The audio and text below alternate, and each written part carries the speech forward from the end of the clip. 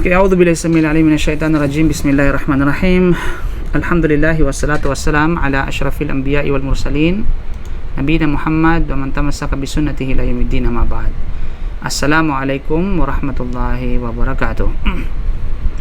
Waalaikumsalam. Waalaikumsalam warahmatullahi wabarakatuh. Waalaikumsalam warahmatullahi wabarakatuh. Okay.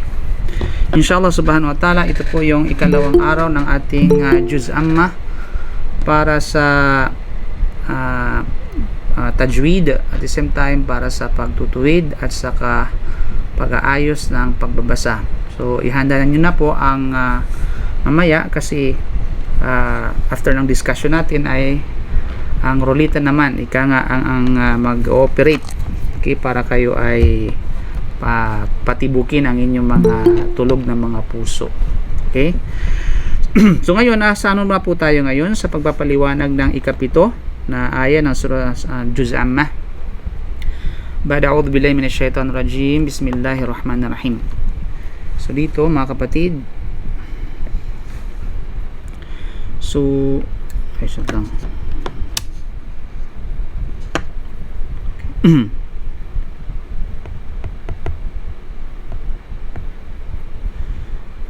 Okay.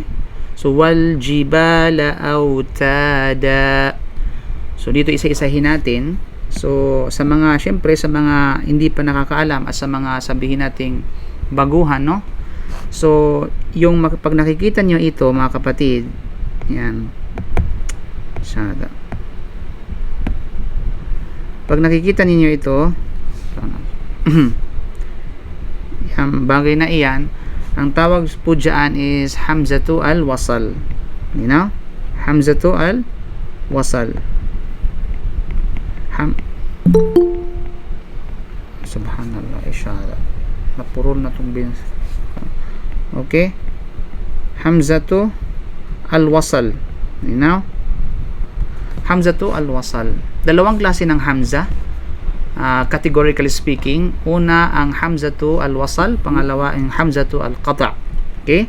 Pangalawa is hamzatu al-qata'. You know? Subalit yung hamzatu al-qata', makikita niyo po yan, ito ay merong ganyan, merong sign na ganyan. Either ganyan o either sa taas ng waw o di kaya sa ibabaw ng ya. You know? Or sa ibabaw ng alif. So ang tawag po dyan is hamzatu al-qata'. Subalit kapag ito mga kapatid, ang tawag po dyan is hamzatu al-wasal. You know? Anyway, ang mahalaga meron kayong tinatawag na idea.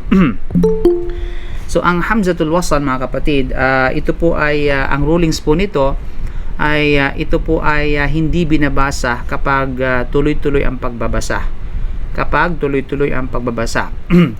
Subalit binabasa ito kapag dito nagsimula ang pagbabasa. So halimbawa, so magbibigay tayo ng halimbawa, kapag alisin natin yung waw na yan, yung tinatawag na waw na yan, alisin natin yan, so mag-start ka dyan. So al-jibala. So yung hamza na yan ay magkakaroon siya ng haraka, magkakaroon siya ng vowel. You know? Kaya yan ang rules ng hamzatu al-wasal. Pero kapag mayroong letrang nauna sa kanya at tuloy-tuloy ang pagbabasa, yan po ay hindi na babasahin. Kaya nga wal, hindi waal. You know? Okay. So wal jibala. So next, at least mga kaalaman na matutunan natin dito. Sabi nga nila swaya. Okay? Next, yung tinatawag na yung ba na yan mga kapatid. Yung ba na yan. Wala ko tayo label. Yung tinatawag na ba na yan. So wal jiba. Ang ba na yan at tapos merong alif, yun po yung tinatawag na al-mad. Al-mad. Al-mad. Yung ang ibig sabihin ng al-mad, speaking of al-mad, so ating tatalakay. Kaya naman, al-mad basically ito pagpapahaba. Wal-jiba. Okay? Wal-jibala autada. So speaking of mad, mga kapatid, so ang mad, ang ibig sabihin ng mad lughatan, ibig sabihin ay literally speaking o linguistically, ang ibig sabihin ng al-mad is labis o dagdag. Yan po ang al-mad. Sometimes ito ay pinapakahulugan na extension. Okay? extend sa alim, yamuddu yaday, i-extend, iuunat ang kanyang tinatawag na kamay. So maraming kahulugan ng al-mad, depende yan kung paano yung konteksto. Subalit sa at-tajwid, ito po ay tumutukoy sa labis o dagdag. Labis o dagdag. Pagdating naman sa istilahan, technically speaking, ang ibig sabihin ng al-mad ay italatu sawti biharfin min hurufi al-mad aw bi ahadi arfay lin. Okay? So ang ibig sabihin ay pagpapahaba ng boses sa letra mula sa mga letra ng mad. So may mga tinatawag na letra ang mad. May mga specific na mga consonant, o mga letra, ang tinatawag na, o particles, ang tinatawag na mad. O sa alinman sa dalawang letra ng alin. Okay? Mamaya, para magkaroon kayo ng idea ng alin, inshallah, ipapaliwanag natin yan. So, ang mahalaga dito, umiikot dito ang al-mad, basically, sa tinatawag na mga letra nito. Okay? Mula sa mga letra ng mad, o kaya alinman sa dalawang letra ng alin. Ang alin basically is diphthong. Okay? Diphthong, diptongo sa Tagalog. Diptongo. Halimbawa yung coins, kung English yung coins, sapphire, mga ganyan tinatawag na diphthong. Anyway. So yun po yan. So ang ito yung mga huruful mad. Basically ito yung tinatawag na huruful mad o mga letra or particles na involve ang tinatawag na o kaya sa ilalim ng al-mad. Al-alif una, al-alif sakina, al-maftuha ma qablaha. Diba? Ang mga letrang ng mad, yung alif as-sakina. So pag sinabi natin tinatawag na alif sakina, of course ay tinatawag na sabi natin hindi siya alif as-sakina ay hindi siya gayro mutaharrika kumbaga. Diba? Hindi siya tinatawag na mutaharrika. Malinaw? Hindi siya mutaharrika. So ibig sabihin, sukun siya. So, makikita mo dyan, basically, kapag wala siyang ganun lang siya, ibig sabihin, sukun siya. Sukun siya. Okay? Kapag kasi, pag nilagyan ng fatha yan, nilagyan ng kasra, nilagyan ng damma, mutaharrika ang tawag dyan. So, dapat ating unawain yung mga termino na ginagamit natin. So, ang mga letra ng mad ay ang alif as-sakina, alif daw na sukun, na naunahan ng letra na ang patinig nito ay fatha. So, the condition para maging mad siya, ay kinakailangan ang vowel o kaya ang patinig ng litrang nauna sa kanya ay fatha, ay tinatawag na fatha. Yan ay kondisyon. Kaya makikita natin sa halimbawa na ito, yan. Ano ba ang litrang naunahan ng alif sakina? Okay? Sandali lang po nagluko yung Allahumma musta'an itong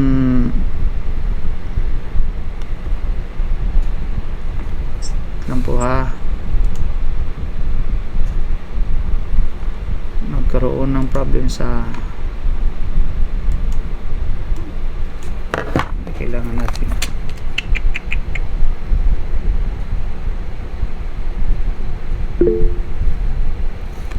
lang po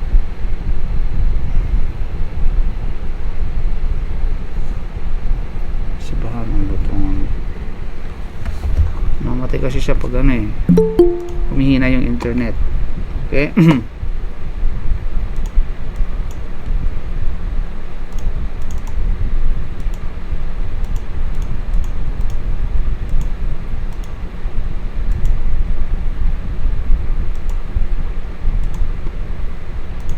Okay, wait lang.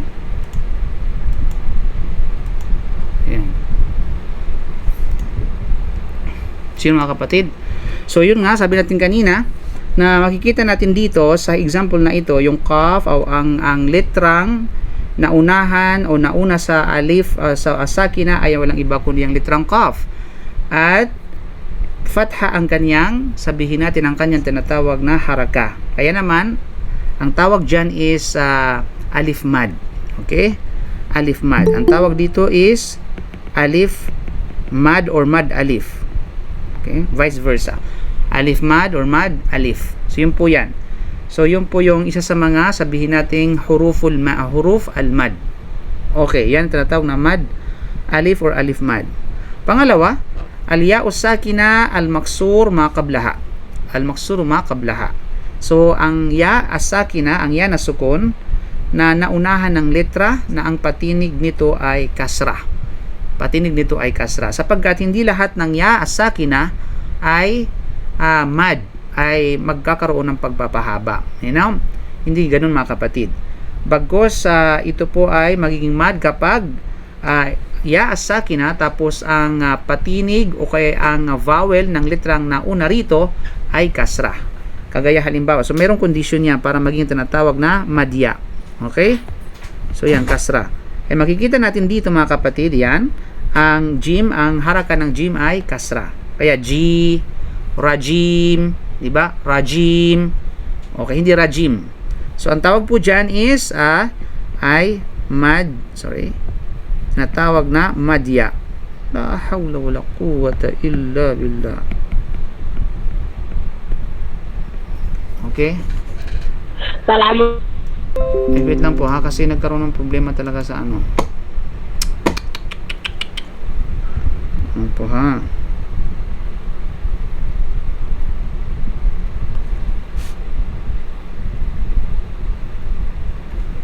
Grabe itong ano to, internet na to.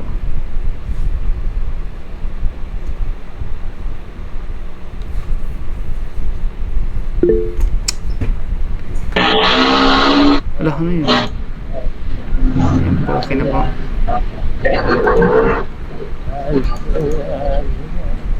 Okay, so yun po yan ha. So ang tawag po dyan ay walang iba kundi ay ang tinatawag na madya. Okay? O kung hindi man po tinatawag na ano, huwag kayong mang hands up ha. Kung hindi naman emergency. Okay? So ibaba nyo po ang inyong mga kamay bago mapaputol yan. So mag-hands up lang po kayo kapag ito ay emergency.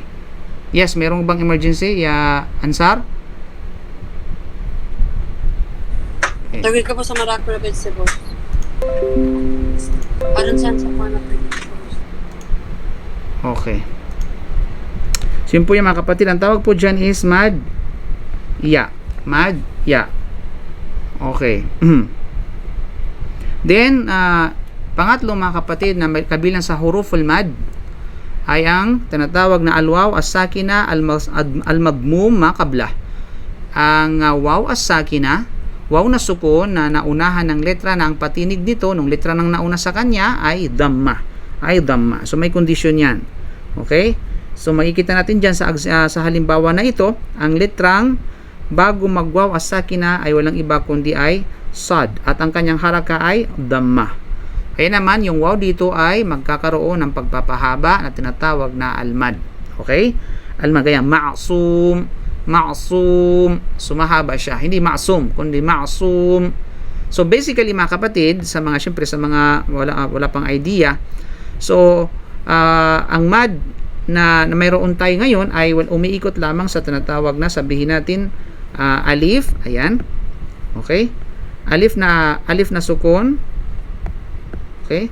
Alif tapos ya na sukun at saka waw na sukun. Ang kondisyon para magiging tinatawag na mad alif siya ay ang patinig or vowel ng letrang nauna rito ay fatha at yung sa ya sukun naman para maging i ay ang vowel ng letrang nauna rito ay walang iba kundi ay kasra. Okay? Then sa una naman ang vowel na nauna rito mula sa letrang nauna rito ay walang iba kundi ang haraka nito ay dhamma para maging o. Okay? Para maging tinatawag na o. So, makikita natin dito mga kapatid, ayan. So, kaya naman, pagbabasa nito is wal jiba. Okay? Hindi wal jibala. Kundi wal jibala autada. Okay. Now, hindi pa tayo tapos dyan kasi pag pinag-usapan natin ang mad, may maraming kategorya yan. May maraming tinatawag na kategorya. You know? Nang tanong, ano ang kategory o anong bahagi or uri ng mad mayroon dito sa aya na ito? Dito sa aya na ito. Okay? Unang-una, ito ay tinatawag na ang mad na ito at saka ito auta at saka jibal. Ang tawag po dyan sa mad na yan is al-mad at tabi'i. Al-mad at tabi'i. Okay? Al-mad at tabi'i. Now, ano bang ibig sabihin ng al-mad at tabi'i? Okay? Al-mad at tabi'i. Basically, al-mad al-tabi'i is natural mad, or sabihin natin ay yun nga, natural prolongation. Okay? So ang mad tabi'i, ang mad tabi'i na kung saan ay kabilang sa marami ang mad tabi'i. Sa totoo lang, marami ang function, marami ang mga branch ng mad tabi'i. Isa na po rito yung nasa aya na ito. Kaya ang mad tabi'i na mananatili ang haba sa pagtigil at hindi sa pagbabasa ng tuloy-tuloy. Kaya makikita natin yan.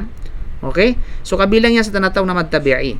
Pero itong klase ng mad na ito mga kapatid, ayan, yan, kabilang din yan sa tinatawag na mad tabi'i. Okay, autada.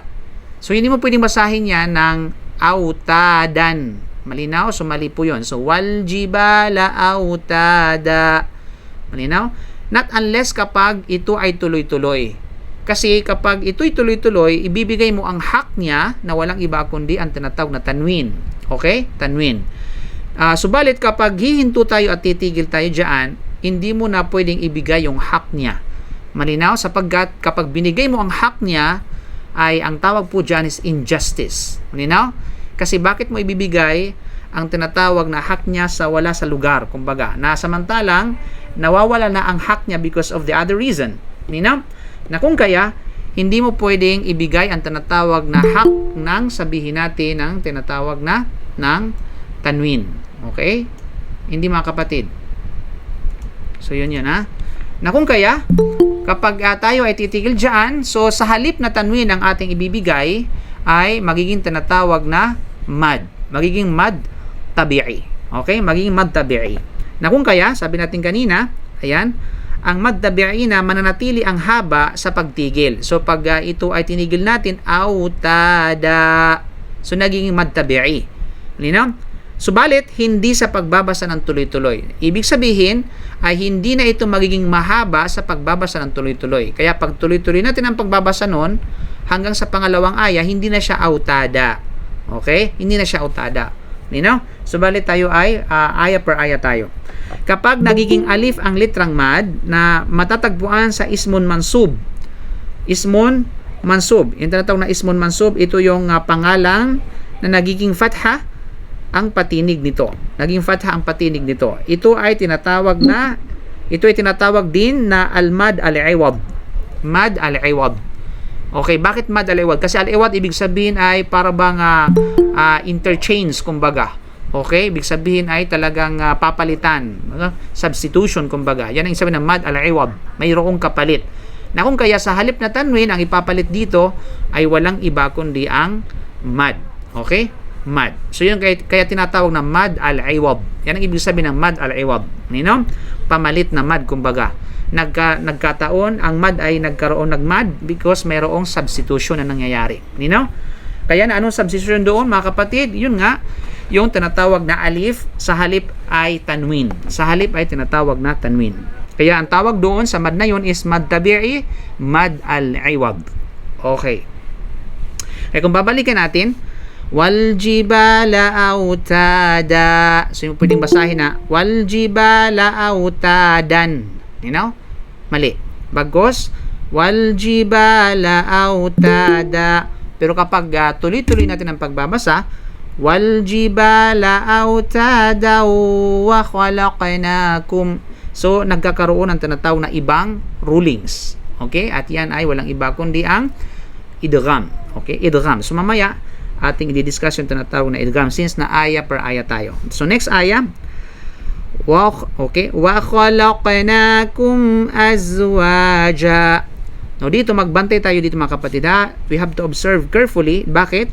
Dahil binubuo ito ng mga letra na kabilang sa kasi maraming mga katangian ng letra sa Arabic. Kabilang sa katangian ng mga letra sa Arabic ay walang iba kundi yung category na tafkhim at saka tarqiq. At tafkhim, okay? At tafkhim at saka yung tinatawag na at-tarqiq. Malinaw? At-tarqiq. Yan. Yan yung mga pangalan nung sabihin natin nung sistema. Pero kapag ang isang letra pinasok sa sistema, ang tawag dito kapag ang litrang ipinasok dito sa tafkhim, sa sistema ng tafkhim, ang tawag sa litrang yaon is mufakham. Okay? Ang tawag dyan is mufakham. Okay, mali. Tawag, sabihin, litrang mufakham. You know? Dahil bakit mufakham siya? Dahil siya ay nasa sistema ng tafkhim. At ang litra naman na pinasok sa sistema ng tarqiq, ang tawag dyan is muraqqaq. Okay? Ang tawag is muraqqaq.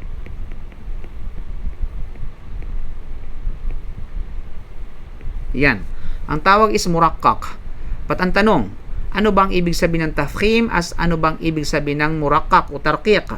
Okay. So na yan mga kapatid. At tafkhim at saka tarqiq. Nuna sa tinatawag na kahulugan ng tafkhim. Ang tafkhim, lugatan, literally, at ta'zimu awit tasmin. Ito po yung ta'zim. Ang ibig sabihin is pagpapalaki or pagpapasidhi. Okay? Papalakihin mo, ika nga ang letra at papasidhiin mo ang letra. Ang ibig sabihin dito, yung pagbigkas. Yung tinatawag na pagbigkas. Hindi yung papalakihin mo yung tinatawag na pagsusulat. Kundi nasa pagbigkas tayo at nasa pagbabasa. Malinaw? So, pagpapalaki at pagpapasidhi doon sa litrang nasasakupan ng sistema ng tafkhim. At ito'y tasmin, ito rin ay pagpapataba. Okay? Pagpapataba, pagpapabigat. From the word samin. Okay? Pagpapabigat, pabigat. Kaya tinatawag dun sa mga English ng sabi na heavy letters. Mabigat na mga letra. Okay? Matabang mga letra. Malinaw? So, yung mga kapatid, yan ang ibig sabihin ng tafkhim. At ang tafkhim, mga kapatid, in terms of istilahan ay samnun yudkhalu ala sawtil harfi hatta yamtali'a al-fam bisada.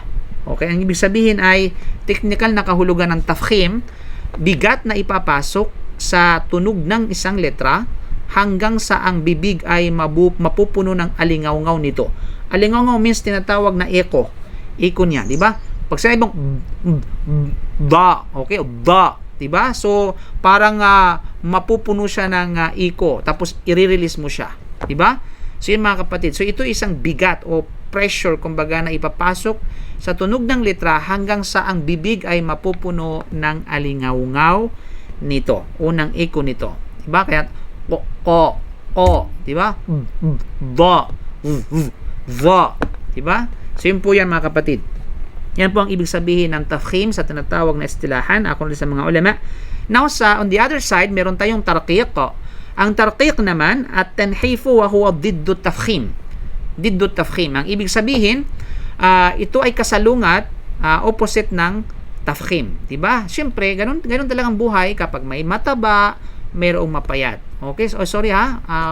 Wala tayong pinatatamaan dito sa mga mataba ha. Okay.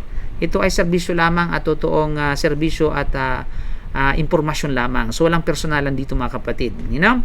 At ganyan sa mga mapapayat siyempre. Diba? So, at tafkhim, at tanhif, ito ay isang tanhif at pagpapanipis o pagpapapayat. Diba?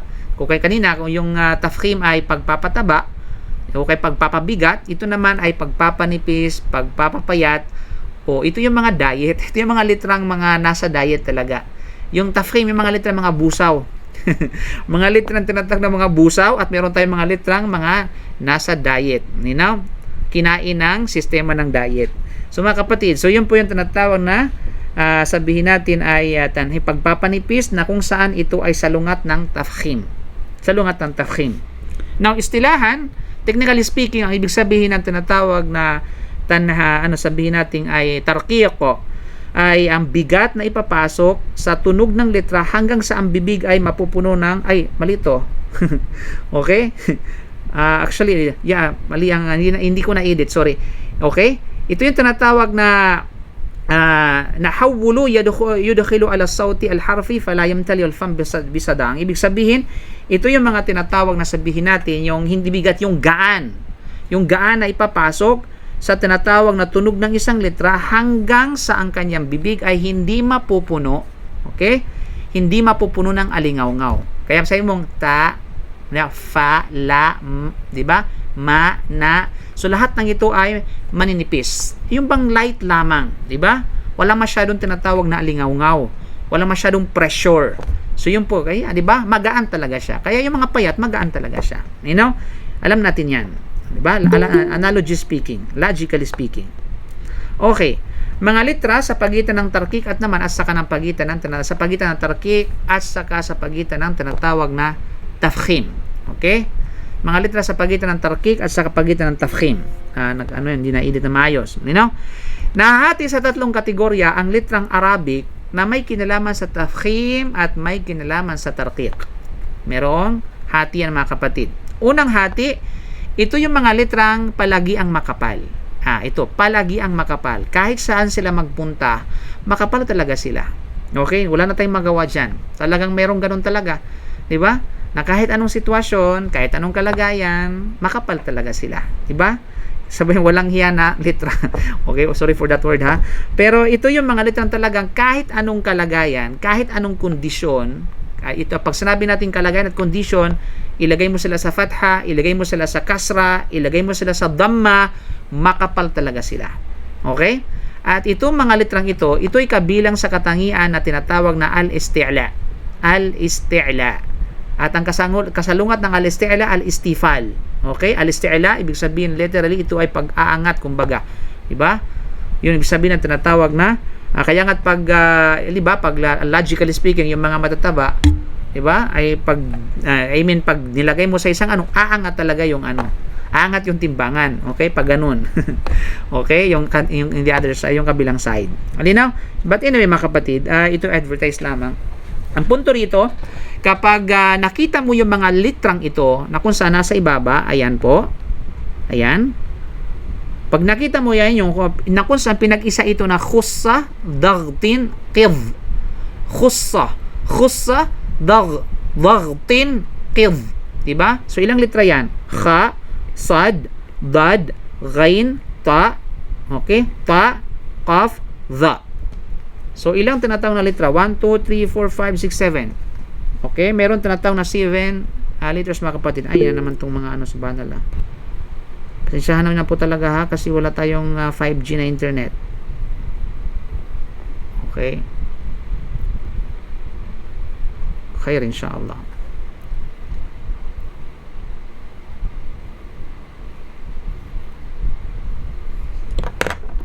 Okay.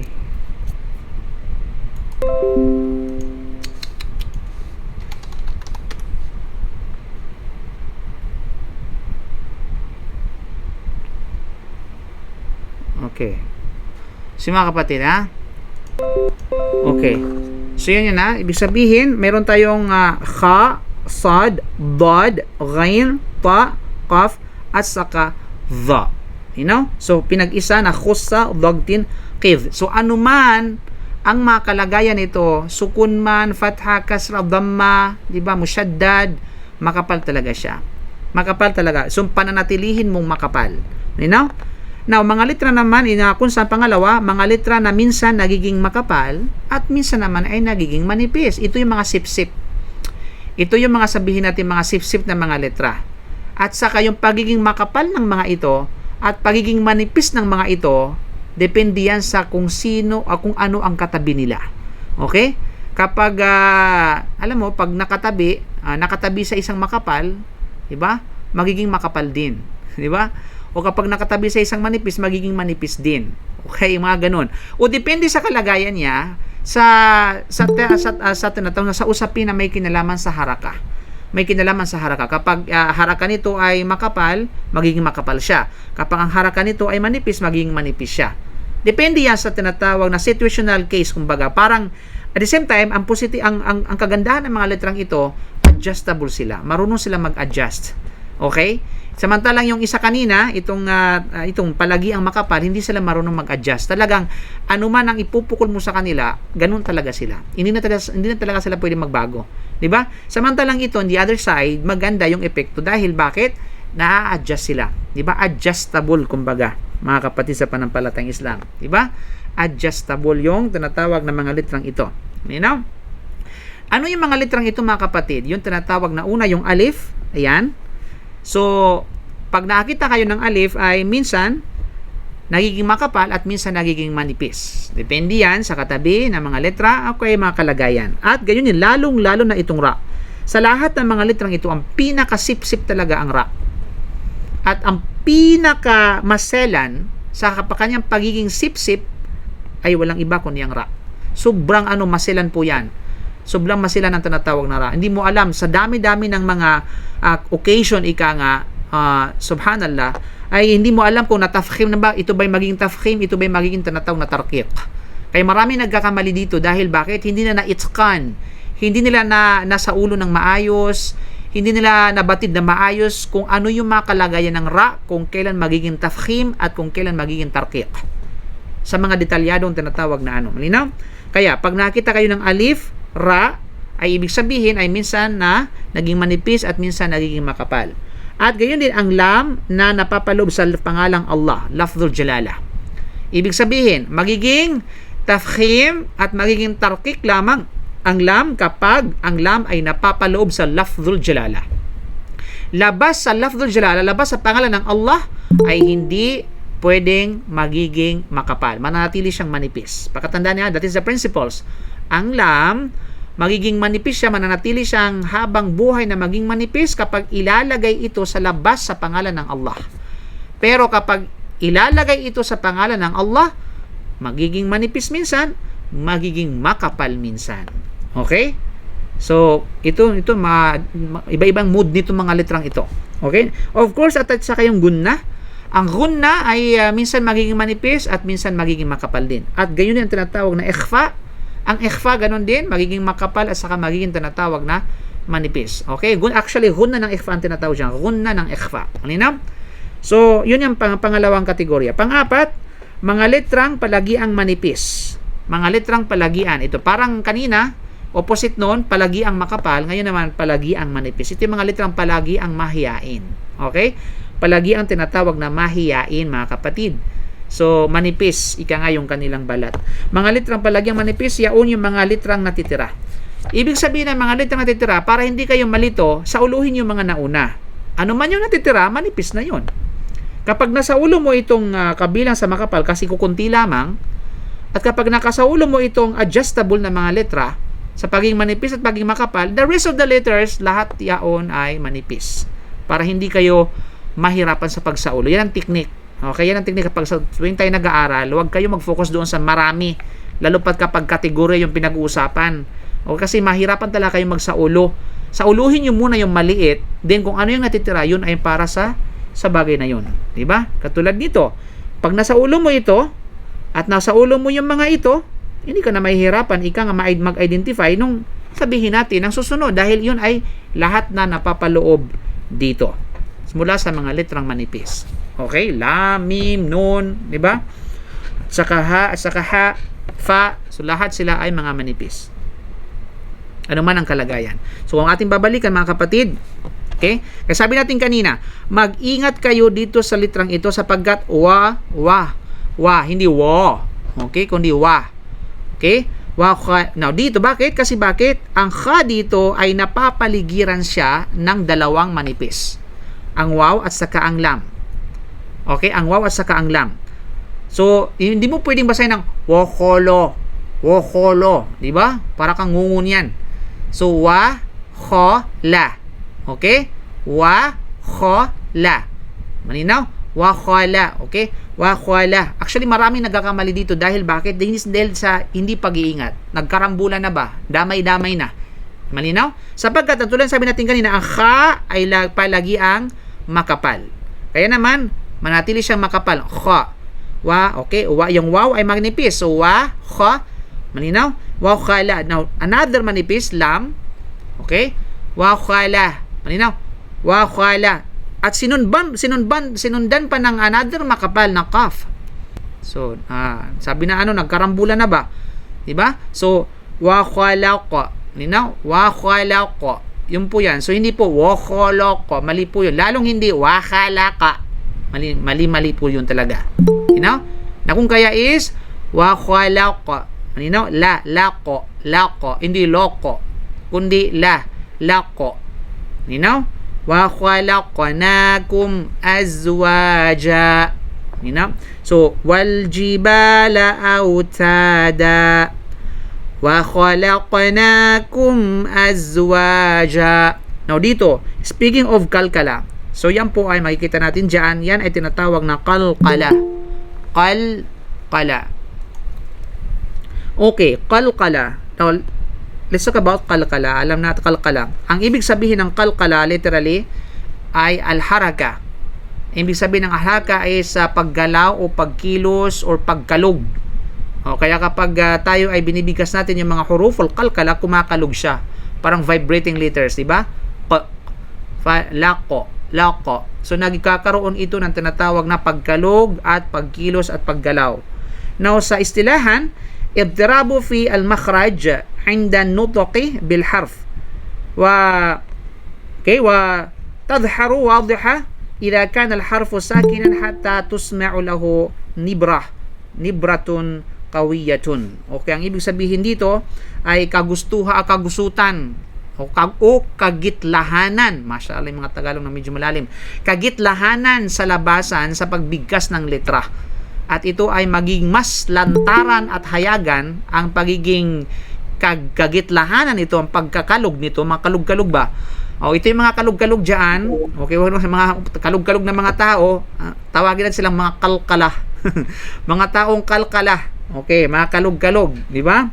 So, ito po yung yun nga, at ito ay maging mas lantaran at hayagan kapag ang litra ay sukun hanggang sa marinig ang malakas na tuno. Okay? Actually, lahat ng mga litrang na kabilang sa kalkala, kahit hindi pa tinatawag na kahit hindi pa siya sukon, okay? Kahit mutaharri ka pa siya, mayroon siyang katangian, ika nga, o bahagi ng kalkala. Kasi yun talaga yung kalkala. Paggalaw, pagkalog, ika nga. Subalit, nagiging matindi at nagiging mas emphasize ang kalkala nito kapag ginawa itong sukon. Pag ginawa itong tinatawag na sukon. Ano? So, yun po yan. Then, ang mga litrang napapaloob sa katangian nito ay 5 litra na pinag-isa sa katagang kaptabun jad. So, kaf, ta, ba, jim, at saka dal. Yan po yan. Ito po yung mga litra. So, kaf, so, ka, ta, ba, jim, dal. So, ito po yan. So, pag ginawang sukun yan, mga yan, nagkakaroon ng mas emphasize, mas maigting na tinatawag na pagkalog, which is kalkala.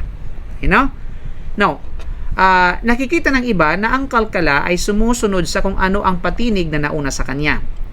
Na kung kaya ito ay malapit sa fatha kapag ang nauna sa kanya ay fatha. At malapit sa damma naman ang kalkala naman kapag ang nauna sa kanya ay damma. At malapit sa kasra naman kapag ang nauna sa kanya ay kasra. So, subalit nakikita naman ng iba na ang kalkala ay lubusang malapit sa fatha anuman ang patinig na nauna rito. Okay, so nagkaroon ng dalawang opinion sa bagay na ito kung saan ba malapit si kalkala. Diba? Kung saan ba siya nga nahuhumaling.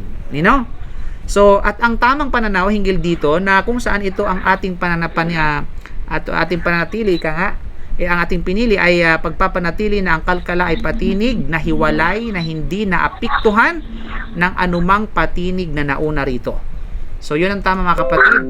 Okay, ibig sabihin ay hindi pwedeng tinatawag na maapektuhan okay, yung kalkala sa anumang kalagayan at anumang tinatawag na nauna rito. So, hiwalay siyang katangian, kaya hiwalay siya doon sa iba. Meron siyang sariling mundo. Okay. Now, anong mga uri ng kalkala? Ang mga uri ng kalkala, una, ang kalkala kubra. Hindi kubra ha, kasi ahas yun. Kalkala kubra, na ito ay malaking kalkala o major kalkala. Ang tanong, kailan ito magiging kalkala kubra?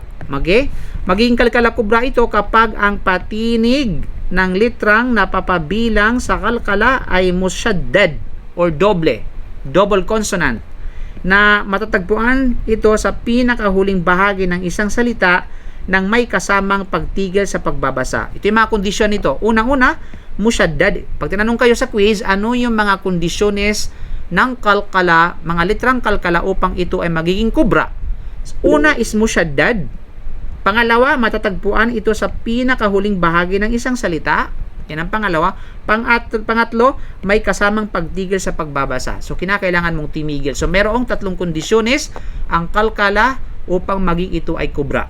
Okay, halimbawa na lamang dito, ito, qalul an, di ba? Ji'ta bil haqqo. Dito, ji'ta bil haqqo. Ji'ta bil haqqo. So, haqqo. So, dapat kubra malaki ika nga, magnitude, kumbaga. Okay? Yung kanyang tinatawag na sabihin natin ay yung kanyang pagiging kalkala. You know? Mabigat na mabigat. Bil haqqo. You know? So, ito ay nasa dulo. Pangalawa, musyaddad siya, then titigil ka sa pagbabasa. Otherwise, kapag hindi ka titigil sa pagbabasa, hindi magiging tinatawag na kalkala yun. Okay? Magiging kalkala kubra. Then, pangalawa, kalkala wusta. Ito po yung middle kalkala. Ang tanong, kailan magiging middle kalkala? So, ito ay katamtamang kalkala. Kapag ang patinig ng litrang napapabilang sa kalkala ay sukun. Katulad nito, magiging tinatawag na sukun yan. Nina? Na matatagpuan sa pinakahuling bahagi ng isang salita na may kasamang pagtigil sa pagbabasa at hindi ito musyaddad. So kasalungat doon sa tinatawag na una ay unang-una hindi siya musyaddad. Yun ang pagkakaiba ng una. Hindi siya musyaddad. Okay? Sapagkat ito ay kailangan maging tinatawag na sukun. Magiging sukun siya. Okay? Although falaki yan, falaki, pero pag titigil ka magiging sukun yan. So falako. So, magkakaroon ng tinatawag na sukun yan. Malinaw? Then, at the same time, ito ay matatagpuan sa dulo ng isang salita. At titigil ang pagbabasa. Kaya magiging tinatawag na wusta. So, ang wusta at saka yung kubra, ang common denominator nila ay nasa dulo. Nasa dulo ng isang letra. Pangalawa, yung tinatawag na pagtigil sa pagbabasa. Kaya pag tinatanong kayo, ano ang pagkakaiba ng kalkala wusta at sa kalkala kubra, yan ang pagkakaiba. Anong common denominator nila? Saan sila nagkasundo? Nagkasundo sila sa una, sa pagiging nasa tinatawag na dulo ng isang salita. Matatagpuan sa dulo ng isang salita. Pangalawa ay yung pagtigil sa pagbabasa. Okay? Yung pagtigil sa tinatawag na pagbabasa. So mga kapatid. Then last is kalkala sugra. Ang kalkala sugra, ito ay maliit na kalkala. Ito ay maliit na kalkala, which is minor kalkala o light kalkala. Ito ay maliit na kalkala kapag ang patinig ng litrang napapabilang sa katangian nito ay sukun. Sukun na matatagpuan sa gitna ng isang salita o di naman kaya ay matatagpuan sa pinakahuling bahagi ng isang salita na walang pagtigil sa pagbabasa. Okay, na walang pagtigil sa pagbabasa. So makikita natin dito, ayan. Okay? So, hindi ka pwedeng tumigil. Ito ay matatagpuan sa gitna ng isang salita. Ayan, nasa gitna ng isang salita. At the same time, hindi ka pwedeng tumigil dyan. Pangatlo ay tinatawag na sukun. Ayan, sukun. Ayan, ito yung pagkakaiba nila. Sukun ng wusta, yung pagiging sukun nilang dalawa. Okay? Pagiging sukun nilang tinatawag na dalawa. So, yun yung sabihin natin, yun yung pagkakaparihas, pagkakatulad nila. Okay, yung pagkakaiba lamang ay yung wusta ay nasa dulo at samantalang itong kalkala sugra ay nasa gitna. Nasa tinatawag na gitna. Okay? So yun mga kapatid. So yun kung ating babalikan. Wal jibala autada wa khalaqnakum azwaja. So another yung mad dito, mad tabi'i. Isa po ito yung mga yan. Iyan tinatawag na, sabi natin tabi'i. Ayan din, yung mga tinatawag na alifus sagira, maliliit na alif. Lahat po yan ay walang iba kundi ay sakop sa tinatawag na mad tabi'i. At yan po ay kabilang sa kategorya na mad tabi'i ay walang iba kundi ang tinatawag al-iwad. Okay, al-iwad. Mad al-iwad. Okay, next tayo. Next ayah. وَجَعَلْنَا نَوْمَكُمْ سُبَاتًا. So wala masyadong wala masyadong sabi nating issue dito. وَجَعَلْنَا نَوْمَكُمْ سُبَاتًا وَجَعَلْنَا اللَّيْلَ لِبَاسًا. Natin وَجَعَلْنَا اللَّيْلَ لِبَاسًا. Okay, next. وَجَعَلْنَا النَّهَارَ مَعَاشًا. Ulit natin وَجَعَلْنَا النَّهَارَ مَعَاشًا. So dito mga kapatid, unang issue na pag-usapan natin dito, yung issue ng tinatawag na gunna. Okay. Ang issue ng gunna. So ang gunna dito mga kapatid, pag nakakita kayo, lagi kong sinasabi, kapag nakakita kayo ng nun ang musyadda at saka yung mim na musyaddad, ano po ang rights niyan? Ang rights niyan ay walang iba kundi ang gunna. Ang tinatawag na gunna. At pag sinabi natin gunna, mayroon siyang pagpapahaba ng dalawang haraka. Okay? Kaya naman, waja'alnan nan, so yun po yung tinatawag na gunna. Waja'alnan nahara ma'asha. Okay? Samantalang ang ra, makikita dyan mayroong ibang kulay. Ang kulay niya ito ay ganyan. Ang mga hulugan, ito po ay tinatawag na nasa sistema ng tafkhim. So ito yung sinasabi natin kanina. Ang ra dito ay magiging minsan mula sa, ito yung mga litrang mula sa minsan naging makapal at minsan naging manipis. Ang tanong, kailan magiging makapal ang ra? Kabilang sa kalagayan na pagiging makapal ng ra ay walang iba kundi ang kapag ito ay nagiging tinatawag na fatha. Okay, nagiging fatha. Kapag naging fatha ang ra, ay ito ay magiging tinatawag na makapal. Kaya ra, hindi po ra, lalong hindi ra. Okay? So walang ra dong. Maninaw? Kundi ay ra. Waja'alna nahara. Nahara. Maninaw? Waja'alna nahara ma'asha.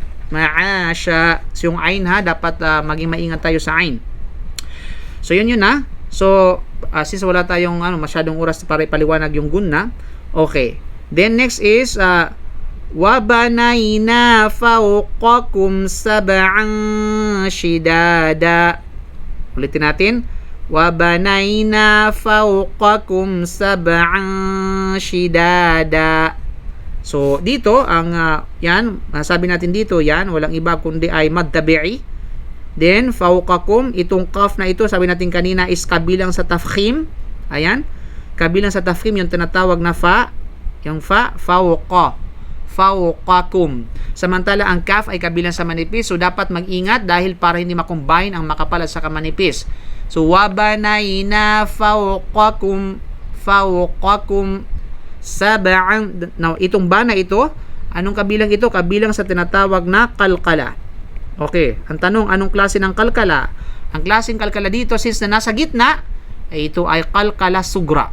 Kalkala sugra. Okay? Sab'an shidada. So ito naman makikita natin dito, ito ay tinatawag na al-ikhfa. Al-ikhfa. Okay? Ang ikhfa. So kabilang sa katangian ng ikhfa, mga kapatid, ay walang iba kundi ay mayroon siyang gunna. Okay?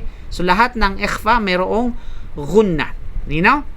At ang gunna, syempre, ay ito ay mayroong dalawang haraka. Kaya nga, sab'an shidada. So, ang ikhfa ay hindi malinaw na nun as-sakina. Hindi mo pwedeng sabing sab'an shidada. Mali. Kundi sab'an shidada. Now, speaking of ikhfa, ay mayroong minsan nagiging tinatawag na sabihin natin manipis at minsan nagiging makapal. Diba? Kabilang yun. Gunna ng ikhfa. Maninaw?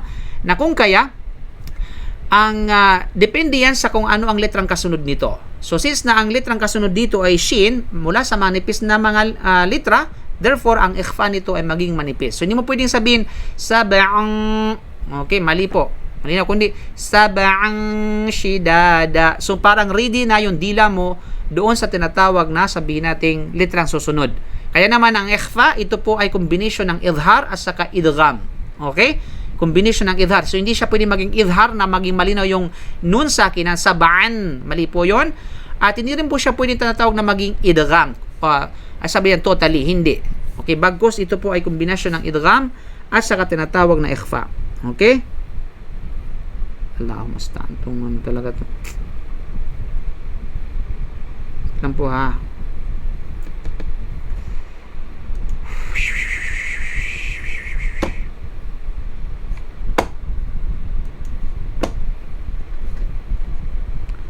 Po. Ano sa man itong dito eh? Allahumma staan.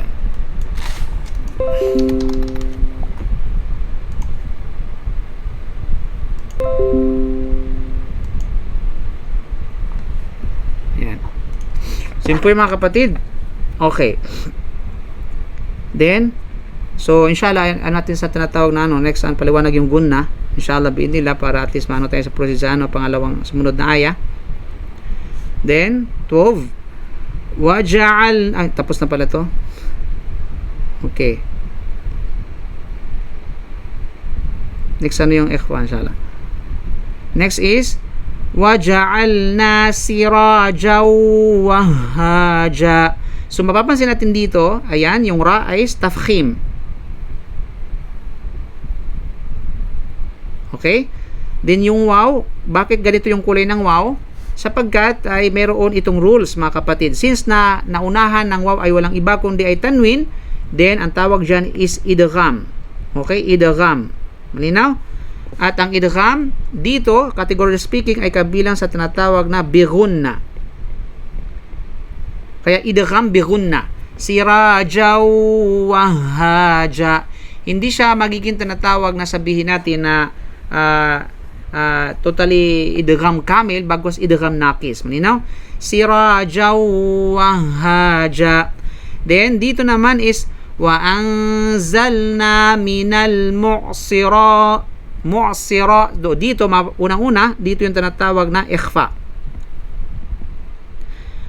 Wa anzalna, so makikita ang ikhfa dyan ay kabilang sa tinatawag na tarqiq.